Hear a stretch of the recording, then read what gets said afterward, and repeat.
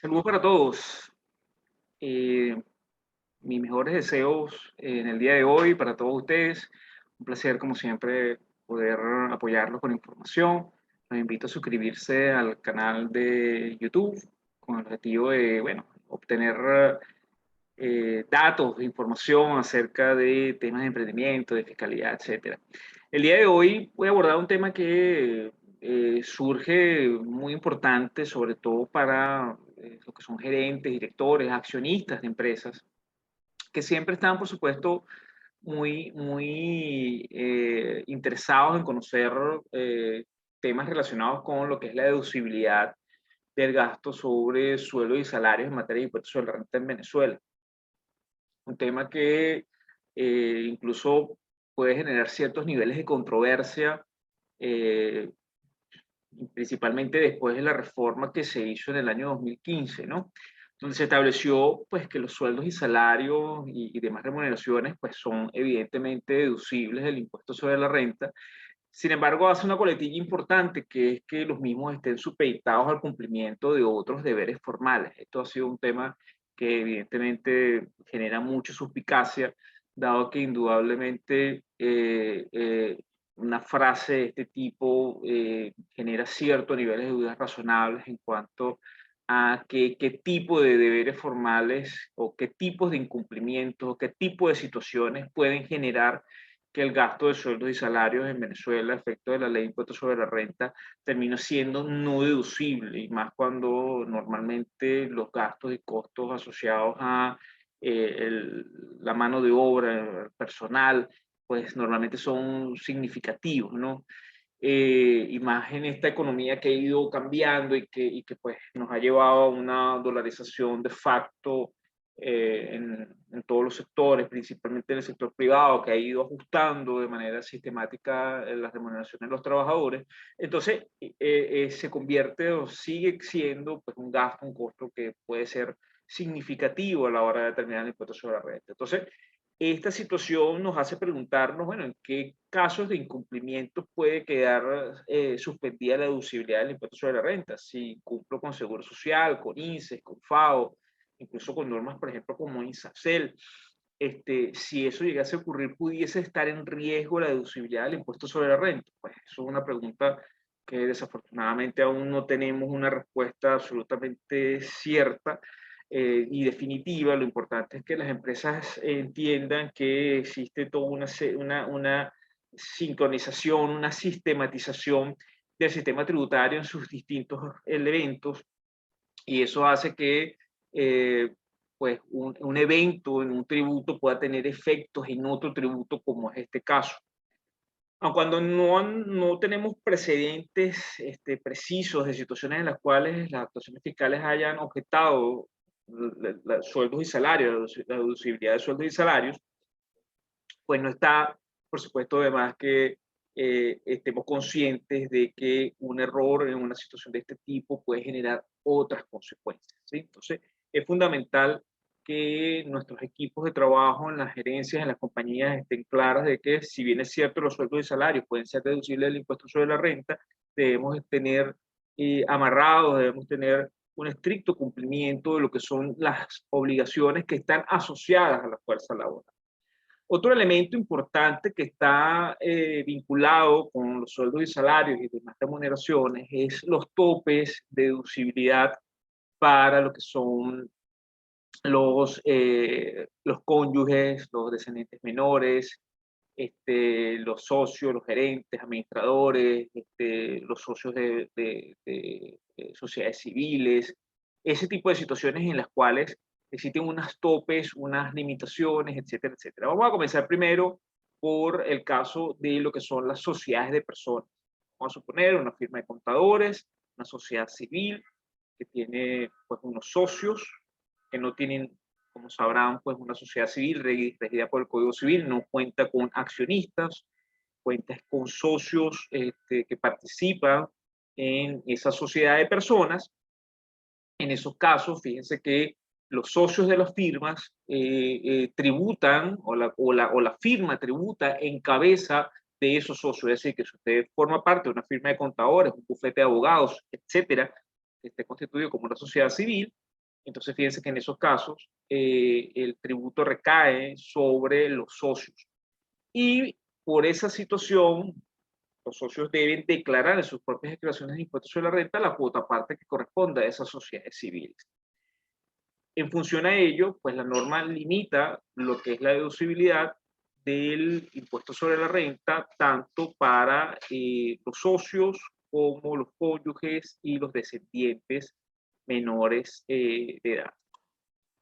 Al caso de las que son las entidades que son compañías anónimas, o sea, sociedades de responsabilidad limitada y sus asimiladas, la situación es distinta.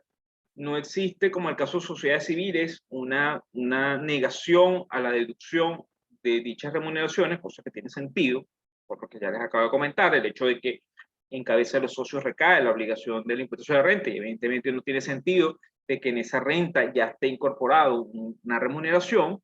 En el caso de las compañías anónimas, sociedades de responsabilidad limitada y sus asimiladas, existe una limitación del 15% de los ingresos brutos para las remuneraciones que vayan dirigidas a los socios, a los gerentes o a los administradores de la entidad.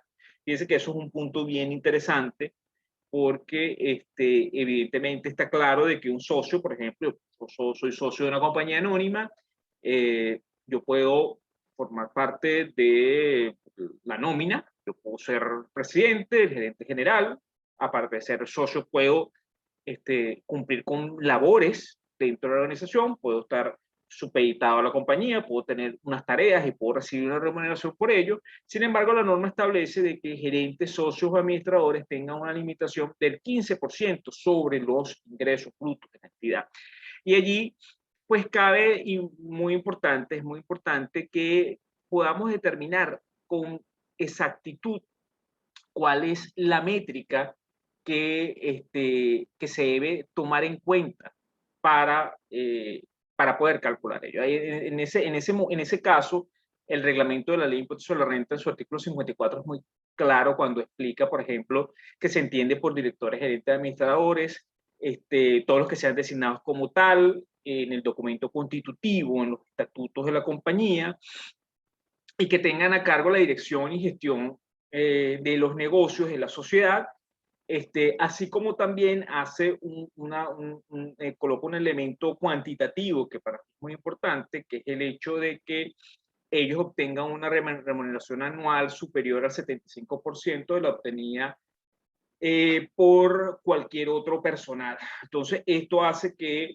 de una u otra forma podamos identificar una métrica cuantitativa y cualitativa de cuáles son esas personas que van a ser consideradas como directores. Fíjense que es muy importante el tema de que sean personas que estén designadas así en los documentos constitutivos. Normalmente cuando ustedes ven el acta de constitución de una compañía, ustedes ven quiénes son los directores, quiénes son los gerentes generales, etcétera. Eso normalmente está allí, y ya fíjense que es un elemento cualitativo. Y después tenemos un elemento cuantitativo que está asociado al tema de remuneración. Por último, y no menos importante, también en materia de sueldo y salarios tenemos todo lo que tiene que ver relacionado con personal expatriado, personal extranjero. Ciertamente aquí en Venezuela, en los últimos años, menos se ha visto el tema de nómina de expatriados, eso ciertamente ha ido disminuyéndose con el tiempo.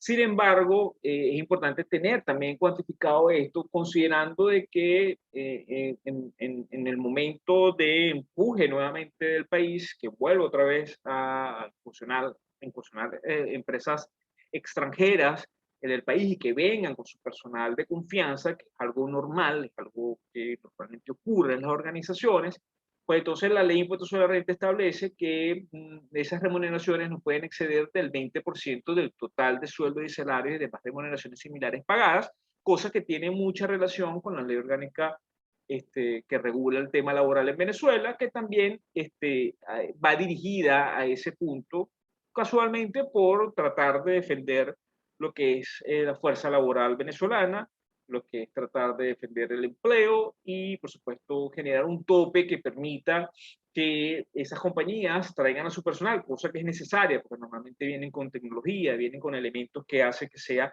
importante la contratación de personal extranjero de la misma corporación, pero que al mismo tiempo exista esa transferencia de información, esa transferencia de conocimiento al personal venezolano y que eso conlleve a que esa métrica vaya disminuyéndose paulatinamente hasta que se llegue al punto en el que la fuerza laboral venezolana pues ocupe los cargos más importantes dentro de la organización, en el entendido que está aquí en Venezuela. A manera de resumen, sueldos y salarios, muy importante. Recuerden primero entender si es una sociedad civil o si es una entidad regida por el Código de Comercio. Si es una sociedad civil, recuerden que no son deducibles los sueldos y salarios que se le paguen a socios, cónyuges o hijos menores de edad. En caso de esas firmas, en caso de esa sociedad de personas y también en caso de firmas personales. En el caso de compañías anónimas, sociedades de responsabilidad limitada, etcétera, reguladas por el Código de Comercio, recuérdense los límites que hay del 15% de los ingresos brutos para estos cargos, que estén debidamente registrados así en los documentos de la compañía. Y por último, el tema del personal expatriado y los límites también que establece nuestra normativa en materia laboral. Bueno, un placer. Espero que sea de utilidad para todos esta información. No olviden suscribirse. Mis saludos para todos.